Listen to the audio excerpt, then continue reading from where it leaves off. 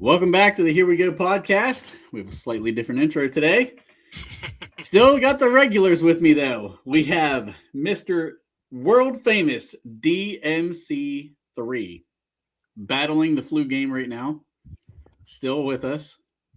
Colin is in full golf mode. If you haven't checked his Twitter account lately, he's loving the golfing. Colin, how you doing?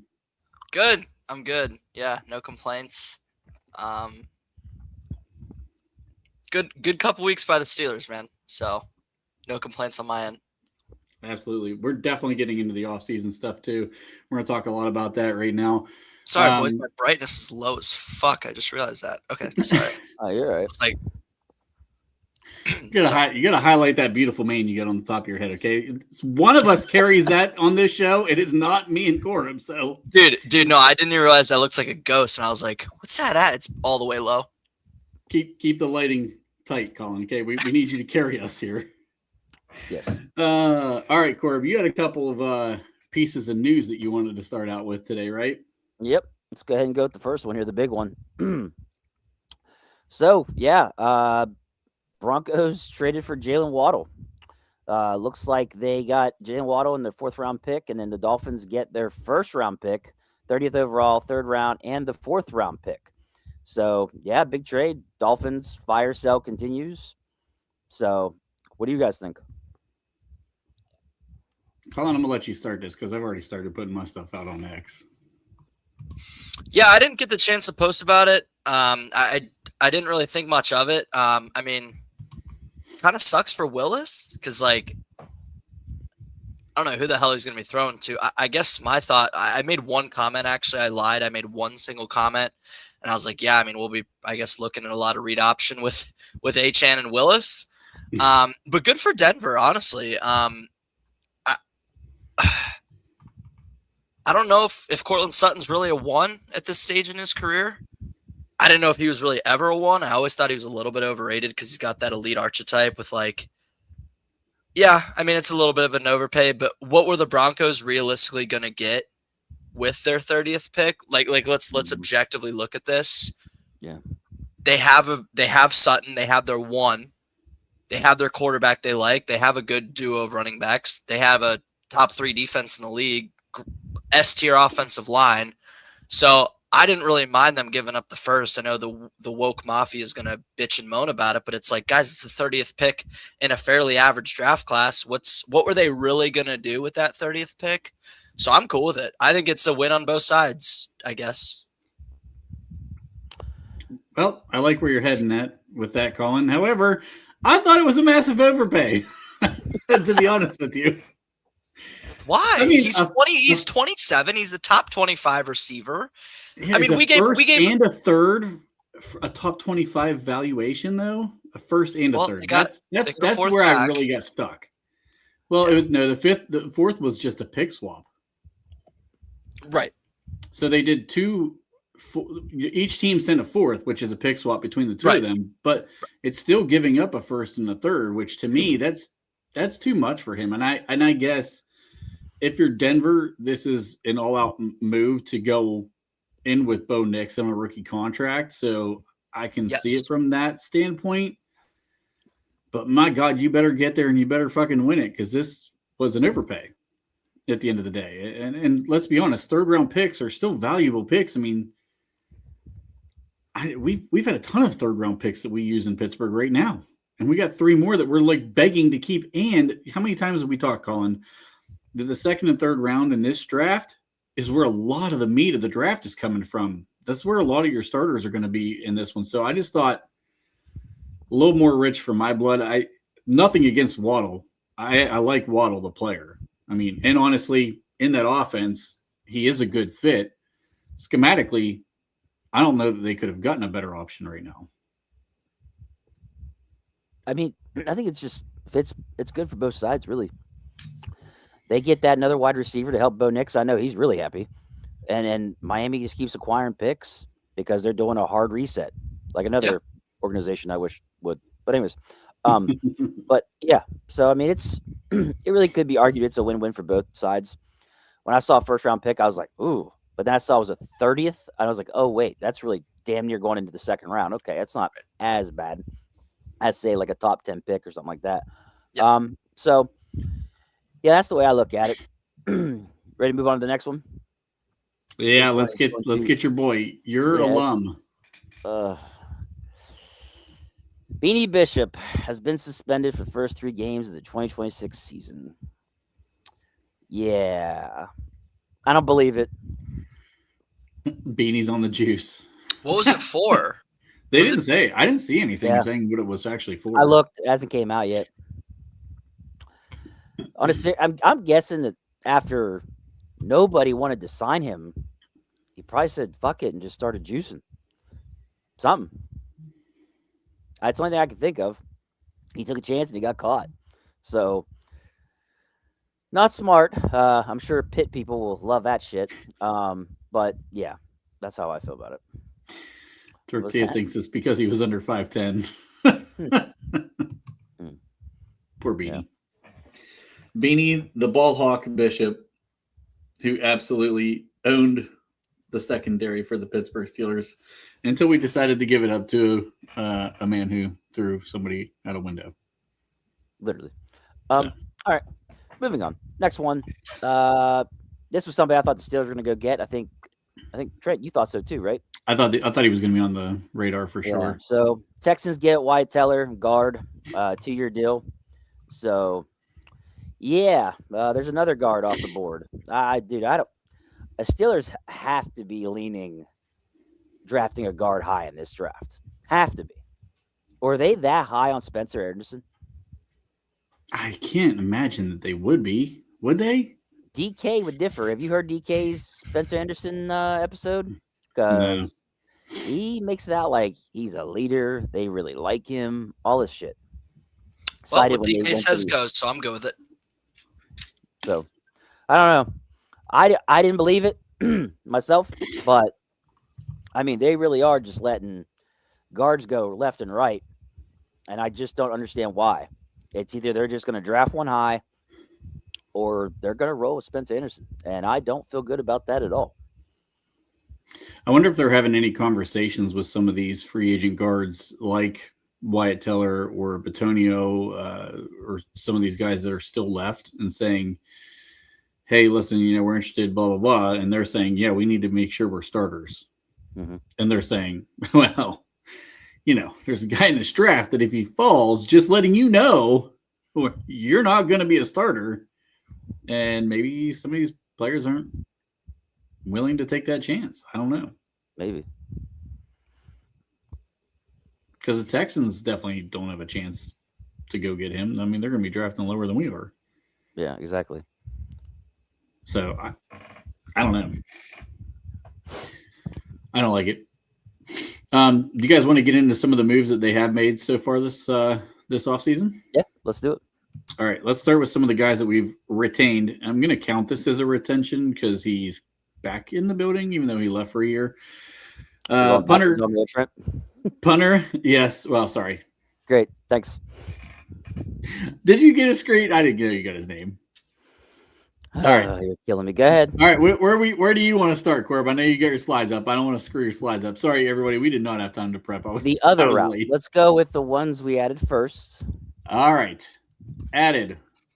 Desperately needed wide receiver 2. Fits the mold of wide receiver 2. Corb and I have kind of given some thoughts on this. Colin, you have not had a chance to really share some thoughts, so let's let you have the floor first and just go for it. Mm-hmm. Money. I mean, I gave it a B+, only because he'll be 28, or he is 28 maybe already. But yeah, dude, I mean, 6th and 7th swap. He's a perfect Z receiver for McCarthy's offense. Clearly not a selfish guy. He was kind of right where I would argue DK was at one point, like kind of, you don't know if he's really a 1, but he's a really good 2. So we went from a bottom 3 receiving core to this is probably top 10. Perfect fit for that Z receiver spot. 3 years, $59 million extension. So that essentially gets him through 2028, 19.5 average. That's a bargain price. That is the economy of the NFL for a wide receiver too. And I put down here just, for the fuck of it, I threw out, he's a guy who's going to get you probably a good 60 catches, 600 yards, and 4 touchdowns a year. Perfectly fine for a wide receiver too in McCarthy's system. I'm happy about it very much. Very, very, very much. So, yeah, great. Did a whole War Room episode on this, so Corb, I'm going to let you take over on this one because I've talked to that extent about Pittman. Yeah. Look, I'm going to read off 6 names and their stats. Bear with me as I pop another cough drop like they're fucking candy. So let's start with CA3, Calvin Austin III. 372 yards, 3 touchdowns. Roman Wilson, 166 yards, 2 touchdowns. Scotty Miller, 62 yards, 0 touchdowns. Skronik, 69 yards, 1 touchdown. MVS, 120 yards, 1 touchdown.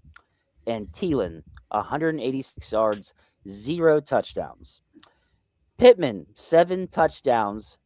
All 6 of these other guys combined, 7 touchdowns. Pittman, 784 yards. The rest of these guys, 6 of them, 975.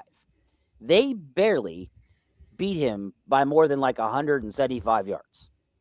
Yeah. That is unreal. So to replace 6 guys with him is an unbelievable upgrade to me.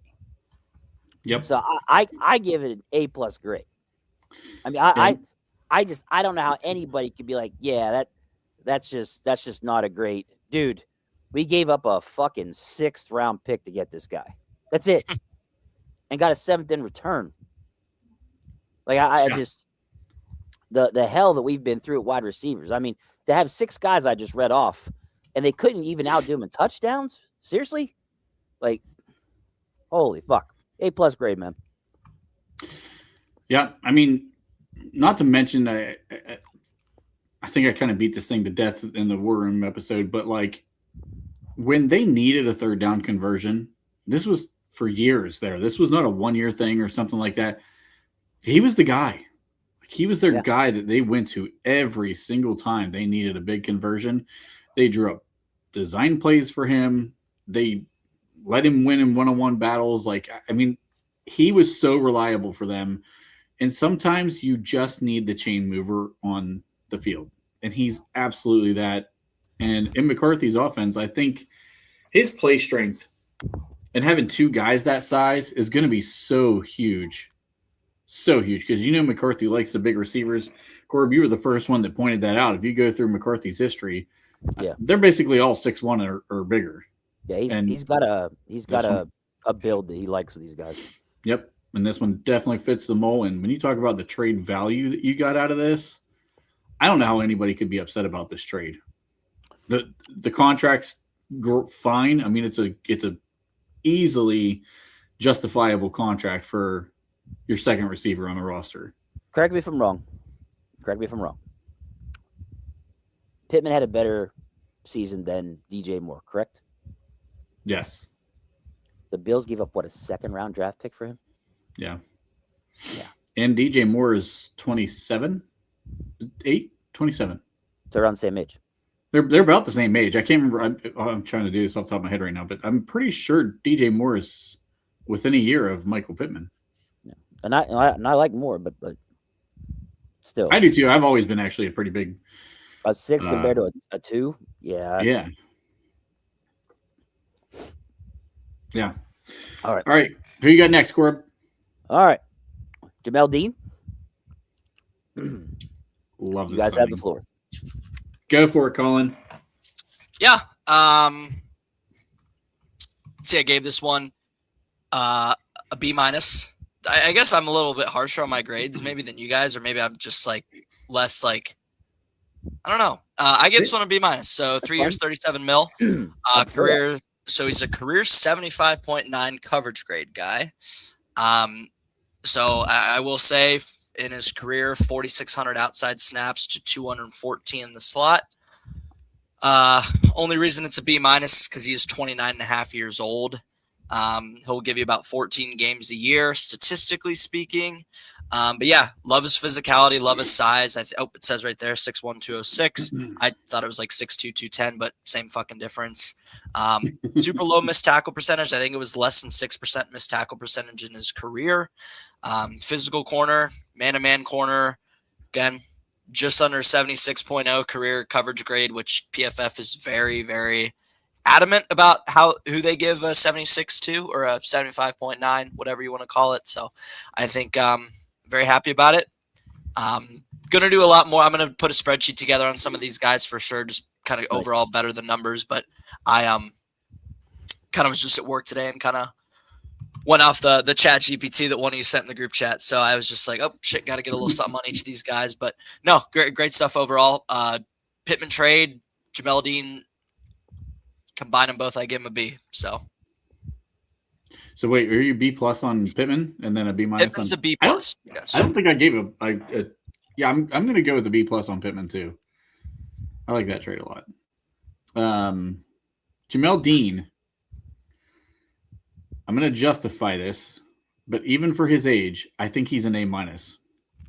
You've got 2 corners that have given up a combined 1 touchdown in 2 seasons. Welcome to Pittsburgh. The other side of this thing that I think he does, Joey Porter Jr. has definitely gotten better as a tackler. He's still not a great tackler. Dean, with that really, really solid tackle percentage, you can't just pick and choose which side you want to run to anymore. So if they, the Bills, like, hey, just run that outside zone and you're going to destroy us for 300 yards. Now, you've got an outside corner who's physical, tackling, and in coverage. It at least cuts off one side of the field rushing the football, where Joey's still kind of a work in progress in the run game. I think that helps. And I think by all accounts, we're trying to be a physical defense. This is going to allow us to also play Joey at his strengths, which is in man coverage, in press, because both these guys can press. And depending on where we go with the slot or nickel, whichever position you want to call it right now, if it's Jalen Ramsey, you really could do it with 3 guys and be okay with it. Like, Ramsey's probably not going to hang for a long time, but if you want him to press and hold for a second and a half to 2 to keep a guy on the line of scrimmage and disrupt routes, he's capable of that. And that's where your safety help comes in. I love the move. Yeah. Just looking at PFF grades of all the corners we had this past season, Eccles had a 72 grade with 2 interceptions. Ramsey had a 65.8 grade with 1 interception. Slay 58.3 with 0 interceptions. Now, Pierre had an 86.8. He might have been ranked number 1 or number 2. But here's the difference. He only had 377 snaps compared to Dean's 661. So, really small sample size with Pierre to really know if he had ended up with, a full season, a legit, high grade. JPJ had 67.6 with 1 interception, but he had 894 snaps. So you can actually say that's a legit grade. Mm-hmm. So to me, look, they added a bona fide guy to be the number 2. I give it an A grade. So like you said, he has allowed 1 touchdown. Really? That's incredible. So I'm happy. I gave it an A. There's 3 guys where I loved the fucking move. So yeah, I was a little bit of a homer with these 3. So I apologize. That's all right. We're allowed to be homers on this podcast. All right. Ready for next one? Who we got next? All right. Rico Dowdle. None of us have given a lot of feedback on this one yet. Colin, where are you at with Rico? Yeah. Let's see. 2 years, $12.5 million. Last year's 17th in attempts, 17th in first downs. Career 3.15 yards after contact per attempt, with 4.5 yards per carry. Those numbers are good for me. So PFF kind of has strange charting because I know he has a lot more than 500 something carries, but it has him for 327 zone, 218 gap in his career. Again, I know he has a lot more than, 545? Yeah, 545 carries. But overall, happy with it. I gave it a B.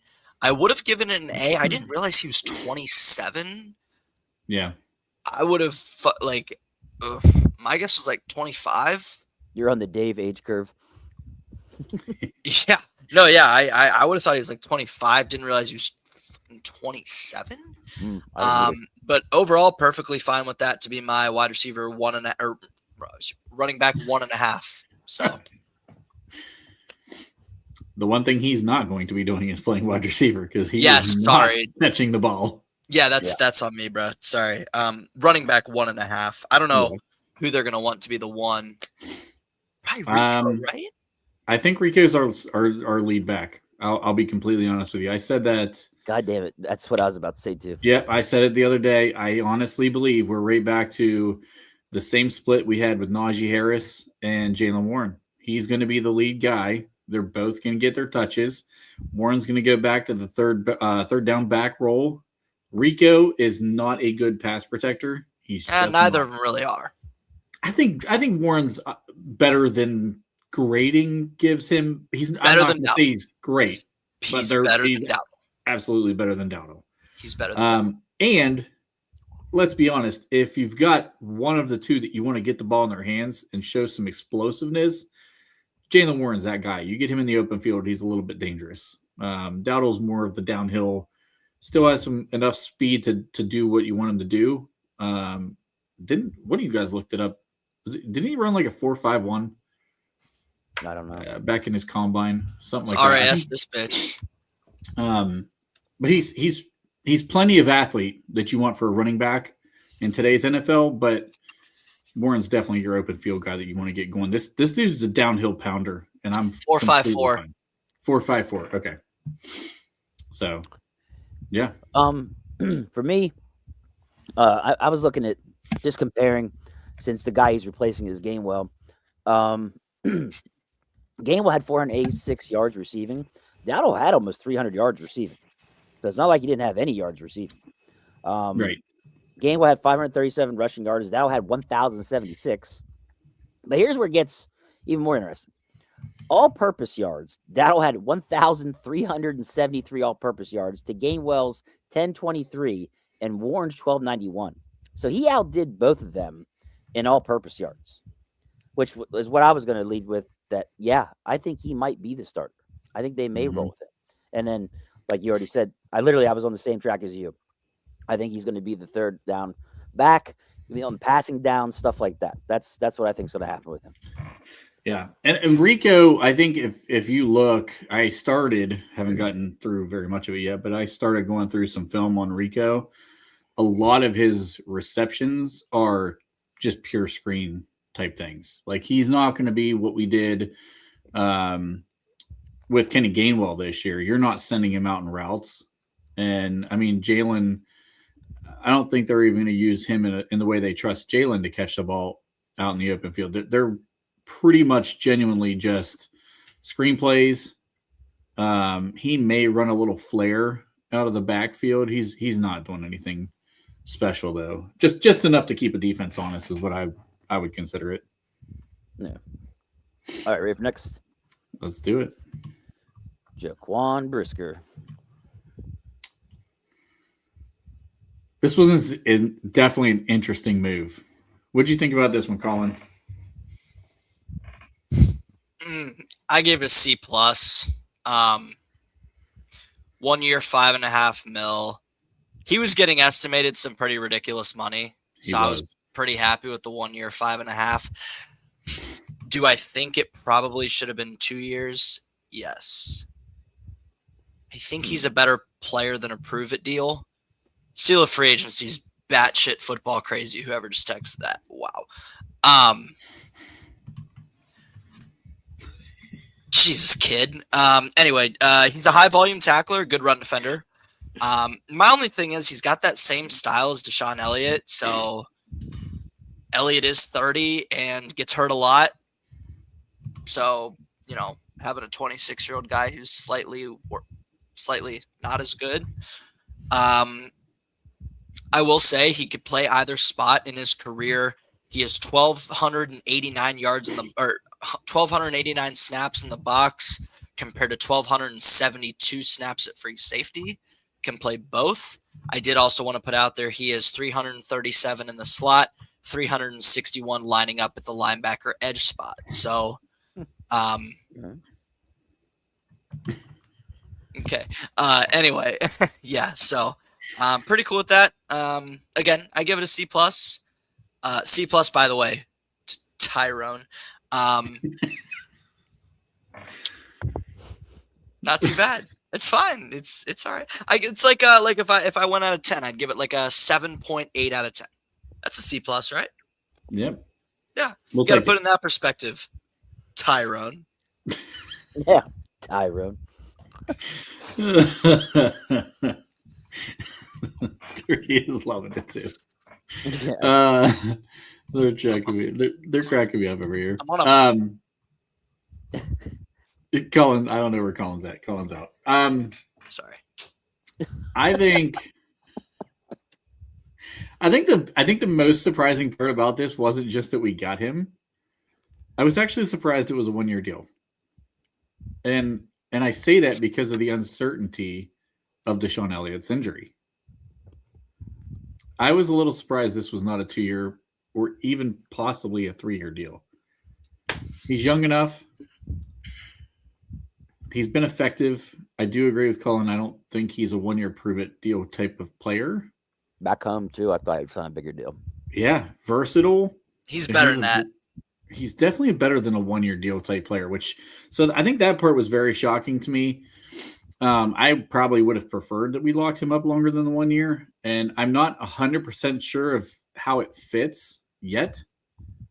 But having too many players who play similarly isn't always a bad thing because, as we saw last year, when Elliott got hurt, we were kind of screwed in that spot, right? I mean, that second safety spot was not good for the rest of the season. So Brisker having the versatility, Jalen Ramsey still has safety versatility. I don't want him as safety, but he's got the versatility. I think that's kind of been the name of offseason is getting guys who can play multiple positions and not just the way Tomlin used to do it where they like forced guys into positions they weren't supposed to be in.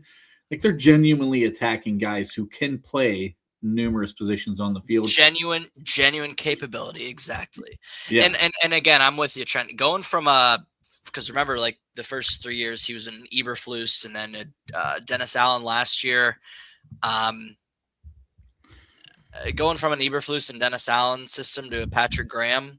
Now, the one thing is with Patrick Graham, and again, this is probably why they're going after these guys that are genuinely capable of being versatile.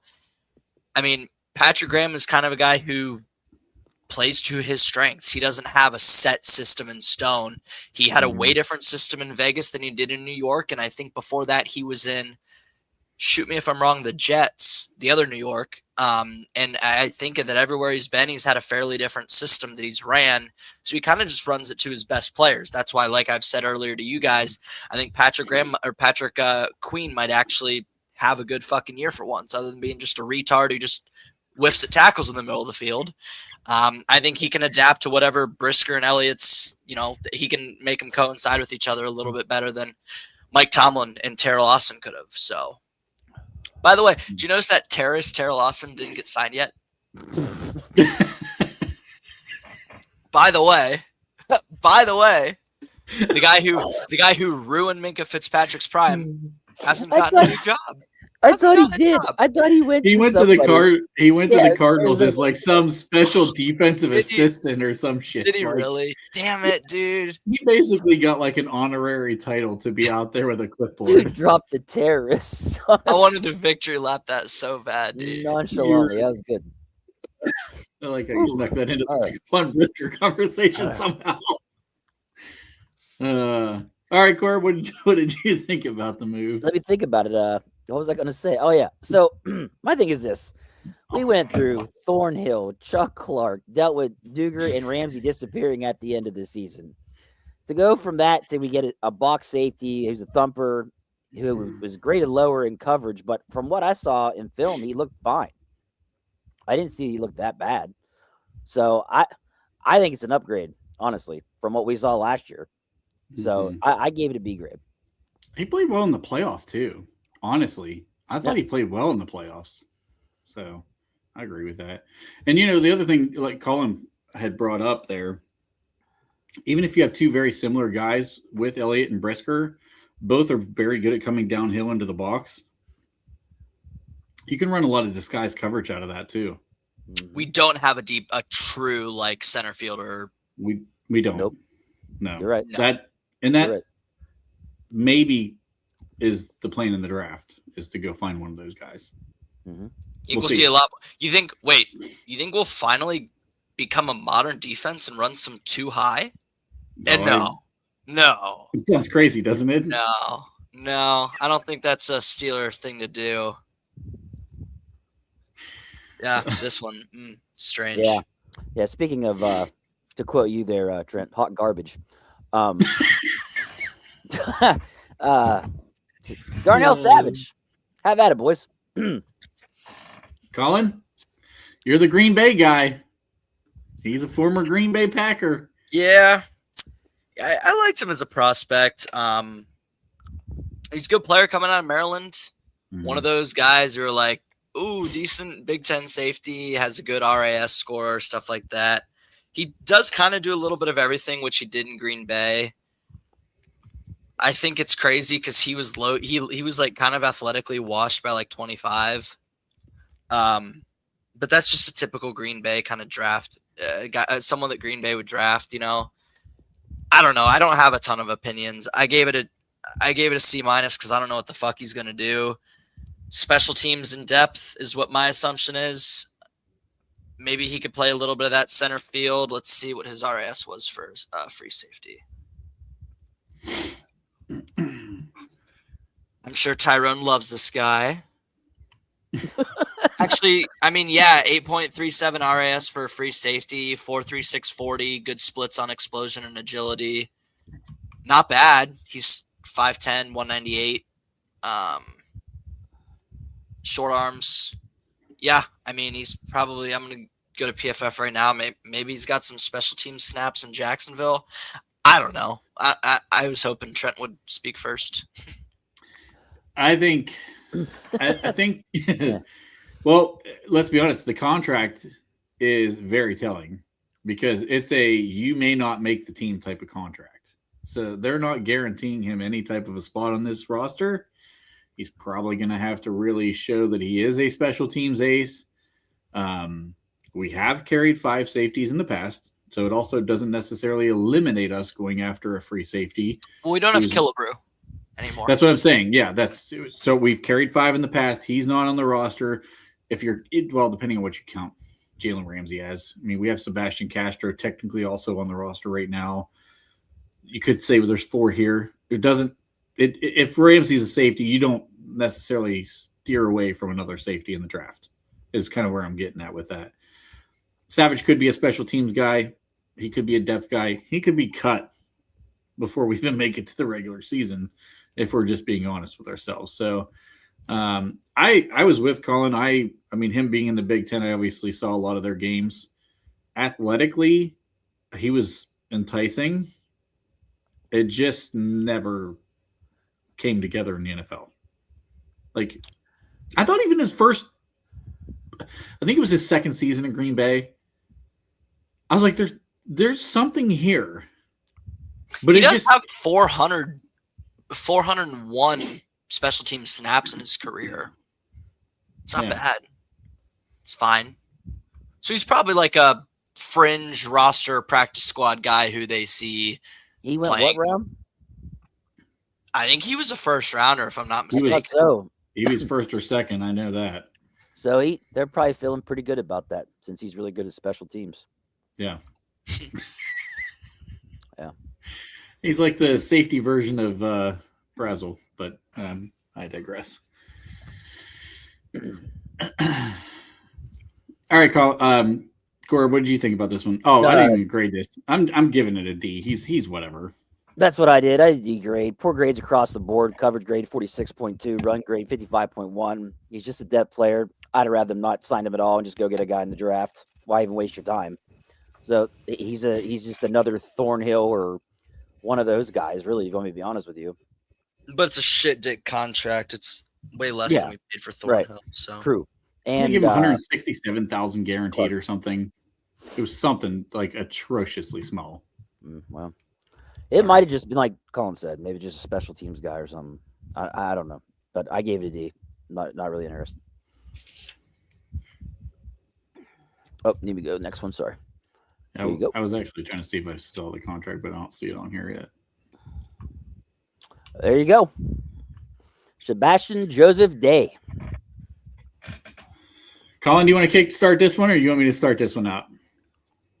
You seem excited. I'll give it to you, big He bro. is. Dude, He is. I wanted him last year. I think he could be our nose. I think he has way better play strength than Keanu Benton does. Colin's going to comb through the PFF grades. It's not always perfect, but when he played in the nose, he actually played more effectively and efficiently as a nose than he did because he was playing on the end at times in Tennessee Tennessee last year. He has played all the way across the entire defensive line. So if you talk about guys, again, we used that versatile piece earlier. Go look at where he's lined up. It's everywhere. He literally has lined up everywhere across the defensive line. He's very versatile. He's been a team captain in the past when he was with the Rams, and he played next to Aaron Donald. He was very effective there. He was a team captain with the Chargers. I mean, I like this move. I'm not going to lie. This is going to be the undersold signing of the offseason to me. So what you're saying is he's not hot garbage. Right? He is not hot garbage. Okay. This is the diamond in the rough pickup. Trent, I'm with you, biggest. I just got to speak. I'm with you, biggest bro. A fucking minus. Better than Pittman. Fuck Pittman. This is great. This is perfect. I mean, this is a guy. Seriously, I'm being dead football serious. He will give you 500-ish snaps a season, 64.5 career run defense grade. Keanu Benton's in the 40s. Like Trent said, he's 6'4", 310. I would say closer to 315, 320. That's just me. I agree with that. But he's in his career about 700 snaps in the A gap at nose, 700 over tackle. Like Trent said, he played a lot of end, not only in Tennessee but early on in his career in LA. Mm-hmm. And then 1,100 in the B gap. So he's played everywhere. Again, that's 700 at nose, 700 at end, 1,100 at that defensive tackle B gap spot. Listen, he's good for, 16 to 18 pressures a year, 10-ish hurries, a couple sacks, a few TFLs. I'm ecstatic. And for 2 years, $11 million for a guy who's barely 30, this is money. I'm happy. Very much. I'm so glad you're with me on this. Yeah, no, great move. This was kind of one that well done. Well done, Omar. All right, Corb. No, guys, I'm with you. His pass rush grade 65.7, his run defense is 62.9. Guy had 19 pressures, 15 hurries, 28 defensive stops, 28 run stuffs, and only has a 9.1% missed tackle rate. Sheds blocks really well. When I was watching the film on him, he freaking has a motor. Once he grips and rips and gets that guy, the first guy out of his fucking way, he is going after the dude. Like it's awesome to watch. I just enjoyed watching the film on him. So he's got a sweet push-pull move. Yeah, he does. So I gave it a B grade, and I mean I could say B plus. Really, I really like the ad. I agree, and I could see. I'm not going to go as far as to say he's going to be a team captain because I'm not saying he's that guy. He is a veteran presence who's going to bring the right attitude to work every single day, who brings that defense together and adds another, man among boys in the room, so to speak. So I know we all knock like the 30-year-old stuff like that. Like sometimes you still need those guys. Like you still need the veteran guys as long as they're playing at a good level. He plays perfectly fine. I'm telling you guys, I think he starts over Benton by mid-season. Be nice to my boy Benton. Listen, I'm not knocking Benton. I would love him to start over Benton so that Benton moves out to the end. What if we run more forefront? What if we ran more forefront too? That could be possible. You could. Definitely could. I mean, And I would Again, also it's the prefer versatility piece, man. I love this versatility. True versatility is the big thing. It's eating me up watching these guys. Pittman, talk about him being 6'4", 223, but he played out of the slot a third of the time this year. Dude, power slot, I think, is a good role for him. I did want to say that as well when I was talking about him. That not only is he a perfect fit for the Z receiver in the McCarthy offense, I think he'd be a fine power slot. The one thing is with SJD as well, not only will he could potentially, take Benton's starting job, it's also a matter of when they do go in that nickel or dime formation on defense and they want to have the two front with Hayward, instead of it being Hayward and Benton like it has been the last 2 years, Hayward SJD, I think, is a very smart possibility. I agree. Yeah. Smart possibility, keyword. Yeah, and also, Meaning it's only 50-50 if Pittsburgh does it, because it's smart. It's logical. So it's only about 50-50 that Pittsburgh will actually do it. But yes. And the other thing too, how many times have we seen Cam Hayward over 75% of snaps? It's every year. I mean, my God, at some point you got to get this dude down around 67% of the defensive snaps and keep him fresh and keep him playing well. And you need depth to do that. So even if Sebastian Joseph Day ends up being a depth piece and not a starter, that's fine. This is a really good backup if that's your backup.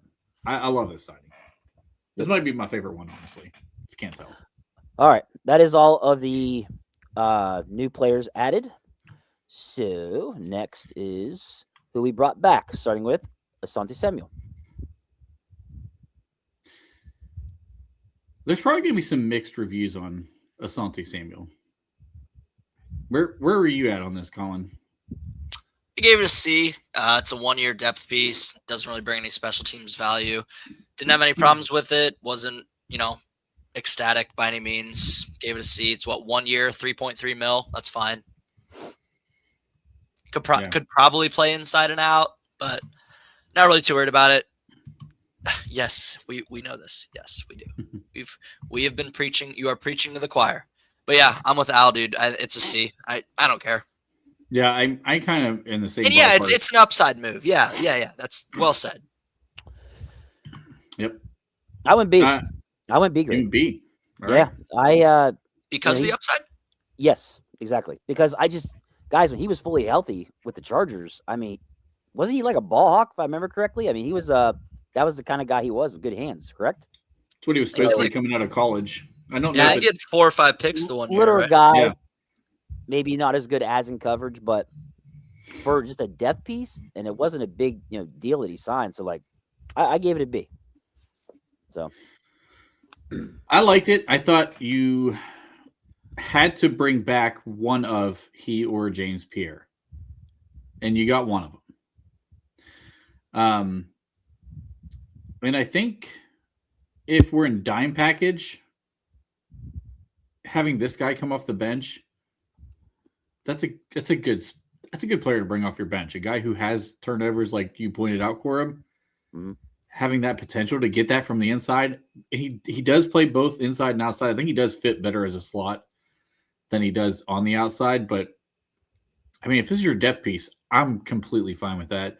And it seemed like the whole neck surgery fusion thing is kind of behind him. He was willing to, start laying himself out there and make some tackles, which was always another knock on him in years past because of that neck injury. So I think it's a good signing. See what happens in the second year with him. Next up, if it works, Cole Holcomb. This one shocked me. I'm not going to lie. Really? Yeah, I think just because of the injury history. I mean, like, it's been one after another with Cole. I mean, this is a guy who's a former starter who only comes off the field most of the time just because of injury. And even in the times that he did play last year, I thought he was fine. He did well on special teams. I just don't know that there's a role because of the fact we have Patrick Queen and we kept Patrick Queen and we also have Peyton Wilson. Like, Holcomb was supposed to be a coverage guy. What's his role? at this point. That's the thing. The surprise, still a solid depth piece. I mean, I'll take it, but I mean, to me, this is another C. I'm just like, okay. I thought you could have went to the draft and got better. Colin, you want to go? Yeah, I gave it a D+. Listen, Harrison hasn't been cut yet, so I was pretty annoyed with that. I was like, okay, you know what? If Holcomb, sure, if we can cut Harrison, but guys, it's been over 2 weeks since we re-signed Holcomb to the 2-year deal, and we haven't cut Harrison yet. So either they're not very confident in this inside linebacker class in the draft, which would be very strange, or they want to overload it, which would also be very strange. Yeah, wasn't too happy about it. Wasn't too happy about the contract in general. 2 years.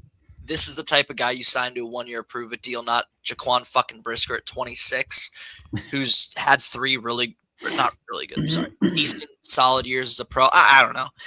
D+, I think at the time of day when I made this, I was like unhappy about something, or like, I don't know, something Holcomb did piss me off. Yeah, I don't know how Harrison's on the team either still. So I think Pittsburgh has handled the inside linebacker situation very terribly since Ryan Shazier. So it's a sore spot for me no matter what. Every time I think about it and talk about it, I'm going to be a bitch about it.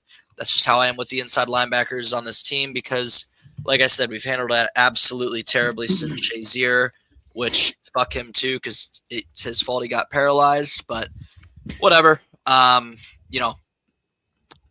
on a roll. You're on a roll. Yeah. Colin is. I don't know. I would have preferred to draft a guy in the 3rd round. That's all I'm going to say. And if they don't, I will be not a happy camper on the show.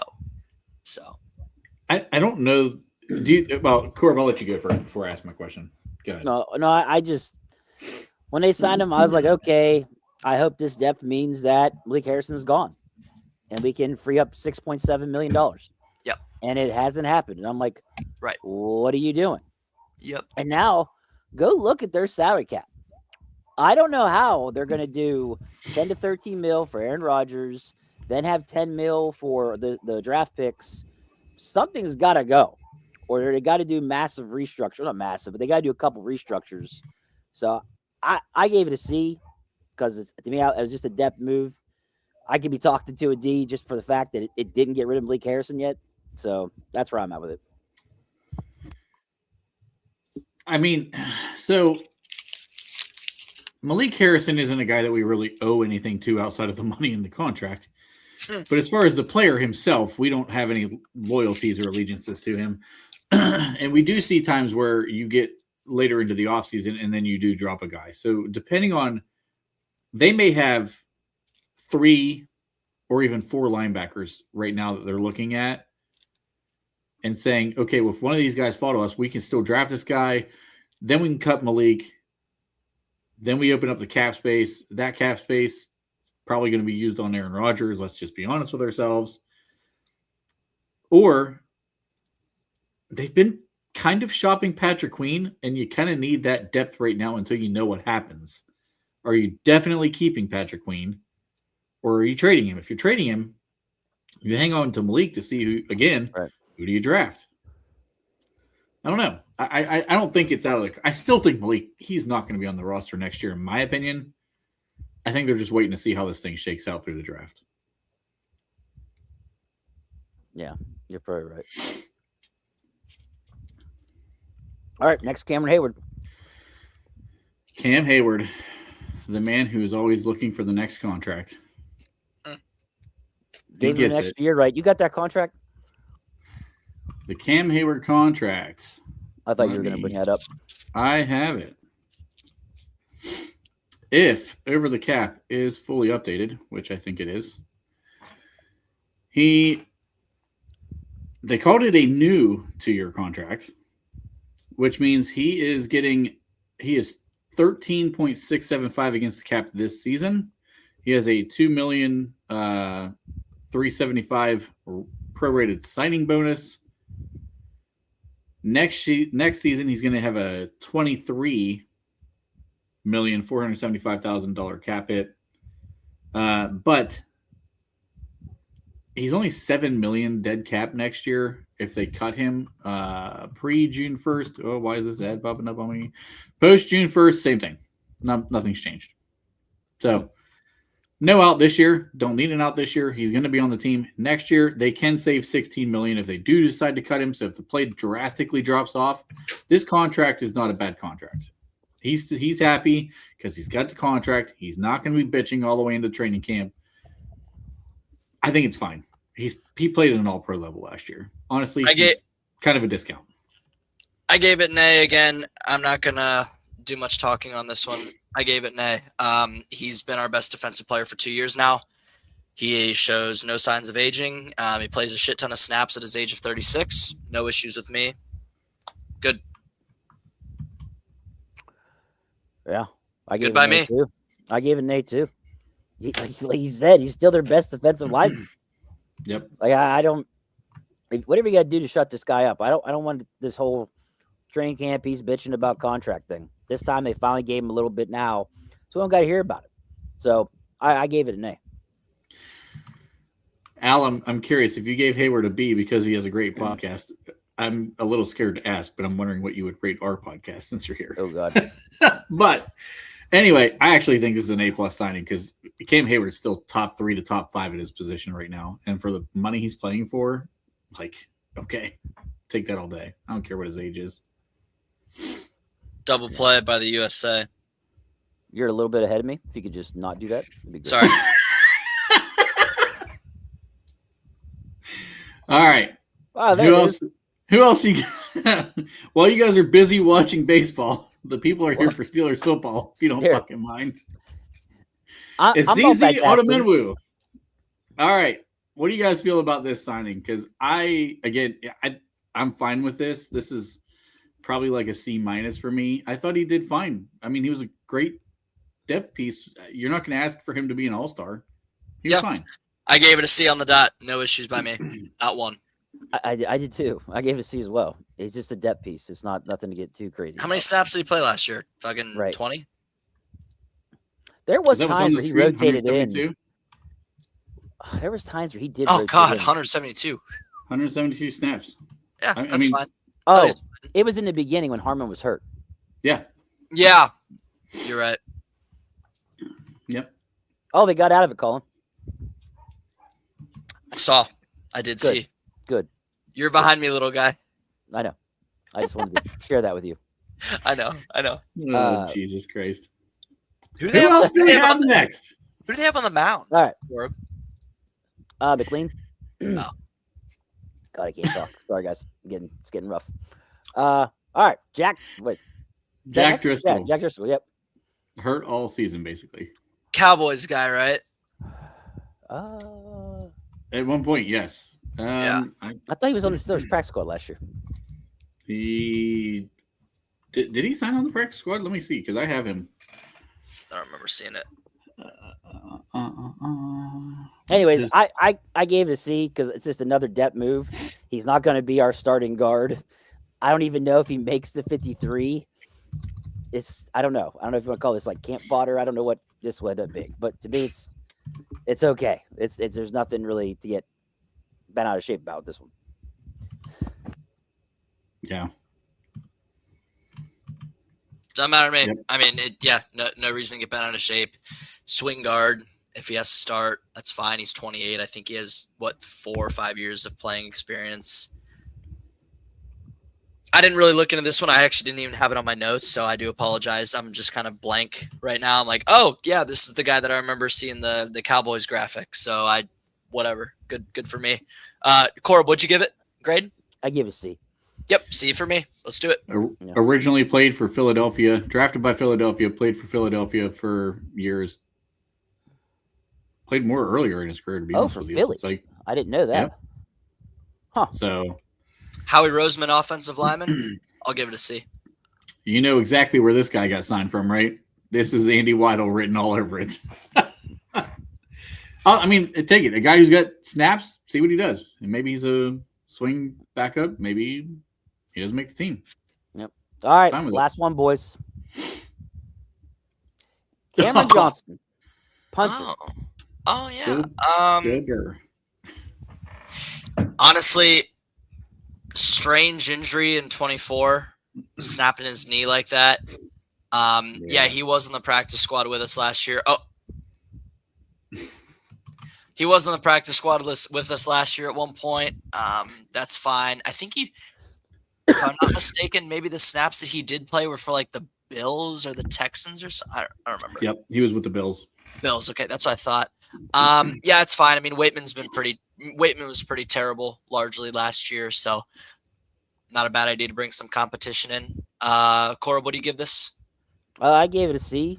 Yep, fine with that. Fine with Waitman's that. gone, right? Isn't Waitman gone? Waitman is gone. He signed somebody. He signed somebody. He's out. Yeah, he's gone, bro. This is it. This is the guy. Then D+. Yeah, we could do better than this. I thought this was like a competition guy. I'm like, oh, that's fine. Bring him back. Whatever. Yeah, this is yeah. Colin changed gears in a second. I didn't realize Waitman was gone. Yeah, fuck. He's like, oh, well, this is awful. He's like, yeah, I'm fine. Oh wait, what the fuck was this?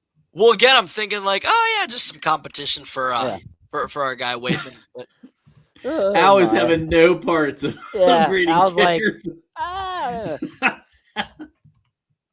This one was Trent here. Trent wanted to talk some punters. He was like, we got to bring up Johnston, right? I was like, we do? All right. There's the most important stat. Okay, the most important stat from this guy. He's a fucking Buckeye. All right, former Buckeye. That's right. Yeah, Aussie punter. His hang time was his biggest downfall, but honestly, he was doing fine when he was here before the injury. That contract was a little crazy, but he's got a huge leg, doesn't he? He can. Yep.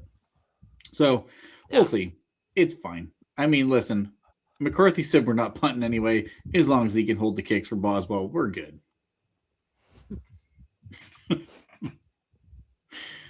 All right. So that was everybody, right? Yep, that's it. Okay. So transactionally, everything's okay. We seem to be pretty much in line with most of these signings. It seems like trade pretty much in line with that. Yeah. Anything you'd still like to see happen between now and the draft? Just get to the fucking draft, guys. I'm gonna be honest. I'm a draft guy, so just get to the draft.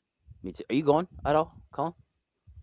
No, I have a couple buddies that are. I can't handle going to something like that. I have to be here with all my stuff. Oh, Judge, you spineless. Thanks, Colin.